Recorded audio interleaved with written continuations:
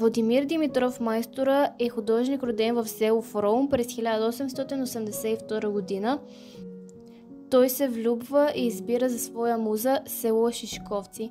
Може да го определим като един от най-великите художници на това време. Нека разберем защо.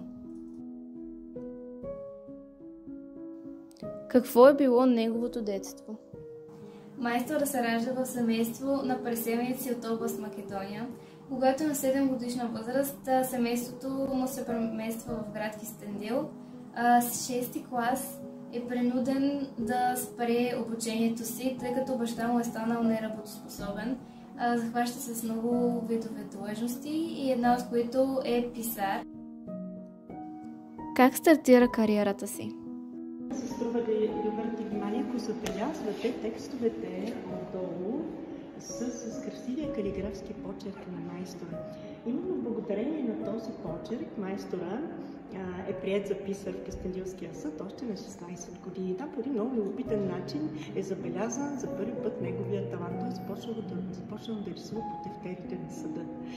И така, историята е много любопитна. Стига се до там, че Никола Чехларов пише писмо до Иван Мърквичка, че става дума за един невероятен талант, че трябва да му се даде шанс да премине през необходимото образование. Това наистина се случва.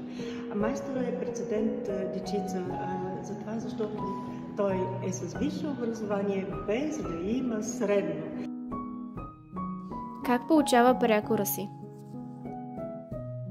Още през първата година на своето обучение той изпъква сред колегите си с таланта си на роден художник и още тогава те започват да се обръщат към него с обръщението Майсторе. Докосвал ли се до други велики художници и до тяхното изкуство? А през втората година на следването си той си дава сметка, че в рисувалното училище наистина може да научи много, но все пак това е само азбуката на изкуството. И започва да мечтае да пътува по света, да посети големите галерии и музеи, където да се запознае с великите художници преди него.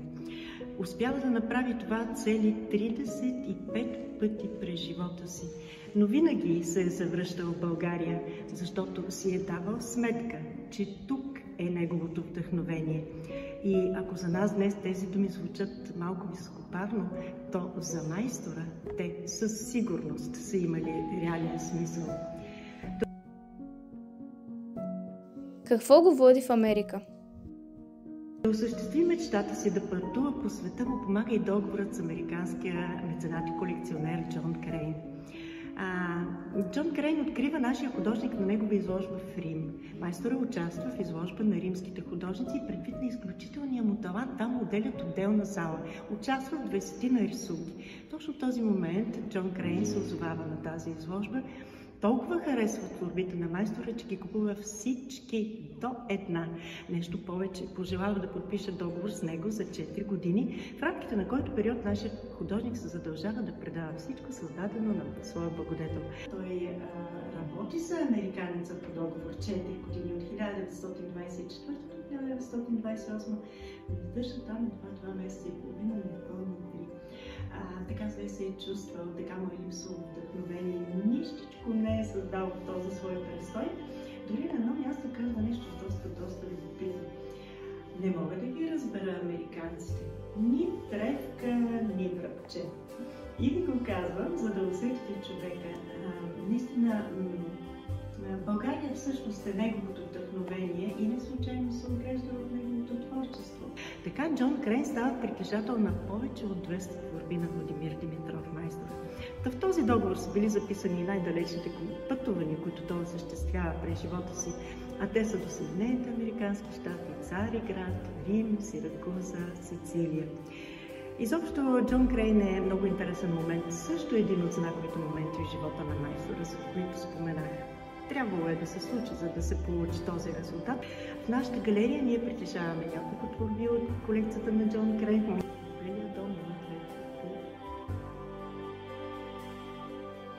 На изложба, на която присъстват Пабло Пикасо и Салвадор Дали, се случва нещо невиждано.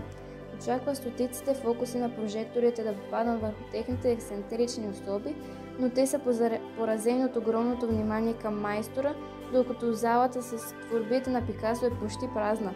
Пабло Пикасо издева удобен момент и се съблича акъл до кръста, така отново попада в фокуса на прожекторите, а Салвадор Дали просто изчезва. Фактът, че Пабло е достигнал такава крайност, а дали направо си е тръгнал, е показател за мистериозната и притегателна личност на нашенеца. Какъв е нравът му и какво мисли за материалния свят?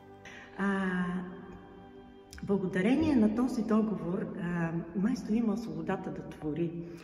Спрямо българските условия от Джон Крейн му е плащано в пъти повече. Не, че майстор е станал богат, не, че е получил някакви такива баснословни суми, но така или иначе в края на този 4 годишен период, когато е теглена чертата, сумата е била около 40 000 италиански лирети, което за това време е било огромна сума пари.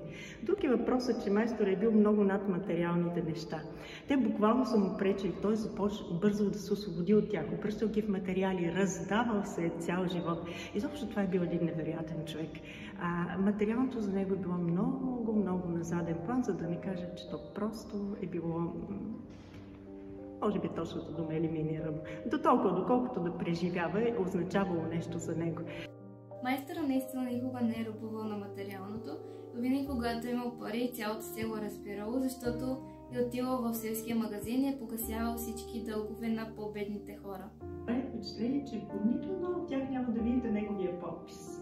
И много често ме питат, това да не са оригинали. Всичко тук е оригинал, чисто и просто майстор не се е подписал преди всичко от скромност. Но на едно място казва нещо много любопитно по въпрос. Той казва, все едно ще се подпишеш върху вода. Така както от подписа не би останало нищо, той си е давал сметка, че ако го разпознават, ще го разпознават по неговия стил. Бил изключителен човек, той е скромен, самоотвържен и хуманен. Сами може да си направим извода, като разберем историята за Георгиовден. Той е вегетарианец, не употребяваше алкохол, но с цел да не нагорби всички семейства, в които бил поканен да гостува, си чъпвал от месенцето и помирисвал чашата. Той определя деня Георгиовден като най-ужасния ден в годината. Задавани са му били въпросите от моделите му, че не приличат рисунките на тях. Отговорът му винаги бил, че е рисувал душите на хората, той както ги вижда, а ако искат да се видят, да отидат да се фотографират. Неговия избор е този, никога не е имал семейство, деца, наистина се посвещава на това, което ни е останало, което ни е завещало. Според него не може да има баланс между любовта и изкуството. За него изкуството е на пиедестал. Отнема му изключително много време и изцяло му се е посвещавал.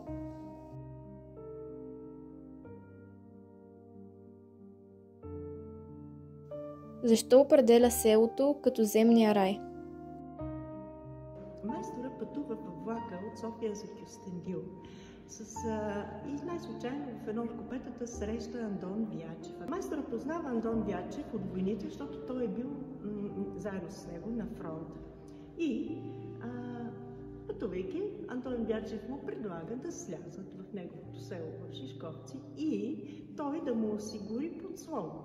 Място, където майстора да пребивава, да живее. Майстора чува неговите думи, решава да слезе на гарата в Шишковци. И представете си какво се случва в този момент. Вижда ширналите се златни поля пред себе си в този следобед и възкликва: аз намерих своя рай.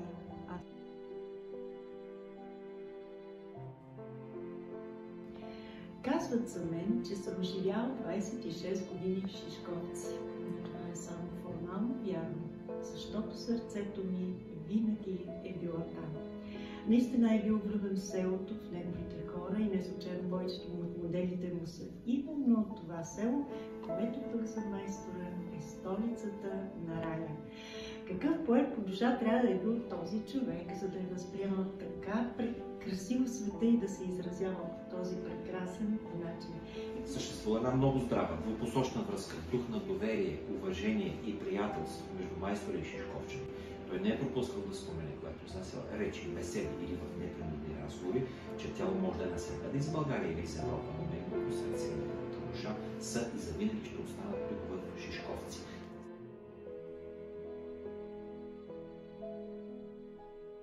Ако има рай на земята, това е Кюстендилския край със сърце село Шишковци. Достатъчно. Какъв е неговия завет? Майстор обучава беден момък безплатно, който става известен дърводелец. След години пораснал и вече успешен занаятчия се връща при майстора с цел да си оправят сметките, за да не му тежи на душата. Майсторът категорично отказва и му завещава да обучи всеки момък, който иска да наследи занаятът му, без да му взима пари. Дърводелецът посвещава целия си живот на завета. Краят на живота му.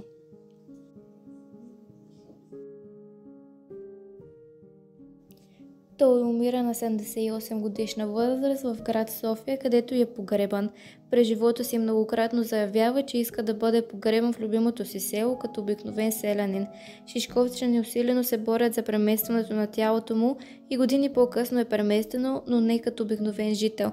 Погребан е в центъра на Шишковци, засадени са 2 плодородни дръвчета отстрани на гроба му в негова чест.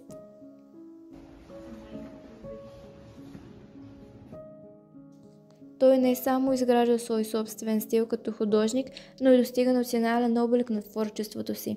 Той заявява: "Искам да нарисувам човек така, че да личи, че е българин." Майсторът е личност, в която се слива гениалният творец и изключително благата и добра душа. Толкова малко са великите творци, които са били изключително стойностни и добри хора. Той е огромна причина за гордост не само на кюстендилци, но всички европейци.